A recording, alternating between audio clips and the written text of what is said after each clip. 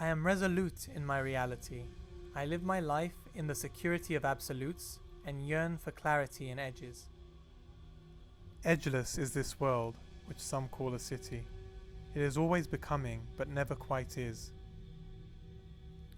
Doric columns occupy the periphery of my vision, muscular in their expression. The chandelier crystals shimmer. The red carpet is soft and inviting. It ushers me towards the opening door.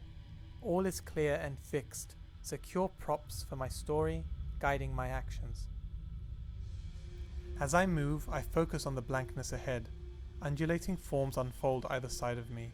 I, like most in my world, strive for total edgelessness. I've been conditioned to detach language from form, to escape the shadows of this cave. A sumptuously decorated mirror reveals itself to me. Suddenly, I imagine the inability to recognize my reflection. To see myself is to be myself. Without an edge, I am without identity. My perception is in glorious disarray. The blank shape ahead of me grows, and my vision awaits its totality to engulf me, to lose any sense of place and self, to remove all edge.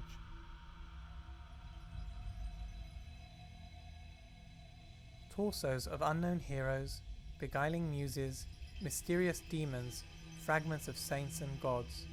Somewhere here, an archangel is mediating to Mary. Elsewhere, Daphne is frozen in mid-transformation. Diana is caught hunting, Osiris forever resurrecting, and Shiva dancing eternally. The ornaments that I see completely rearrange themselves in a matter of seconds. My world is full of changing edges, so dynamic that form is never fixed for long enough to hold any meaning. Time has triumphed over edge. I often wander through these halls, amongst fragments loaded with a past. Some are more mysterious than others. Their battered edges give me a story to relate to, their origins anchored in time. Everyone's collective footprints are instantly pulling and stretching the fabric of space beyond recognition. Everything flows. Data fed into hidden functions, algorithmic differentials and integrals, human and non-human agents are all silently at work. Without edges, this city cannot have a past.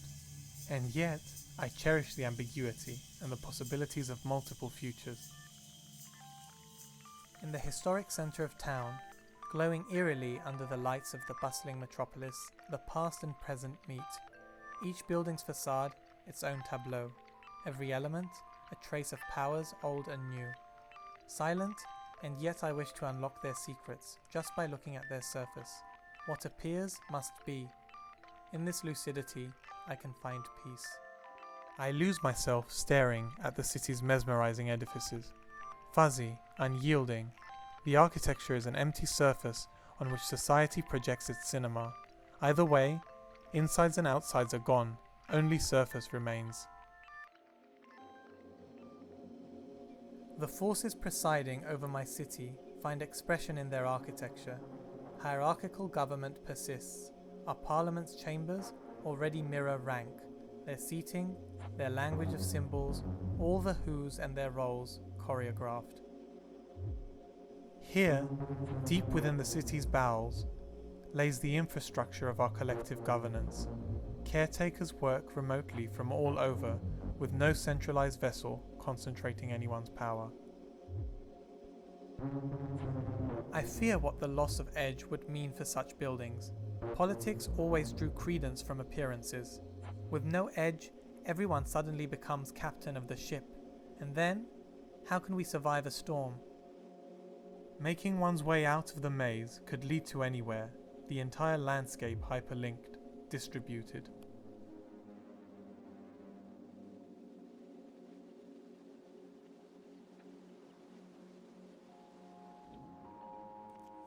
I imagine the future, and in it, I live with the certainty that the city of tomorrow will still maintain its edges, all this despite its more fluid identities and its dissolving thresholds.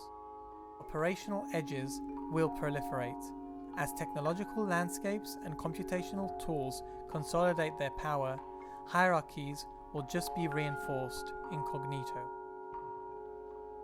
All appears blooming and decaying in dizzying synchronicity. There is no landscape, for there is no horizon. Materials and atmospheres lay interchangeable. This city resists representing, it resists being. And yet I sometimes dream. I dream of edges that are recognizable. To name a thing, an object, an image, a reflection. I don't know why, perhaps by naming it, I can hope to know it, to possess it. This city won't allow that. Mystics have been prophesizing the demise of language, the last representational system. It is forgiven for its own edgy limitations, perhaps because of its unprecedented transformability. Could this be foretelling our end? Without language, the city itself may indeed perish. I look back at the construction of the city and of its monuments. For as long as we mediate our stories through objects, identity will always be embedded in architecture and its constituent parts. It will always be there in its surface. Pieces that come together to form symbols that legitimize the citizen. The media that distinguish the edges of who can and who cannot be will always remain.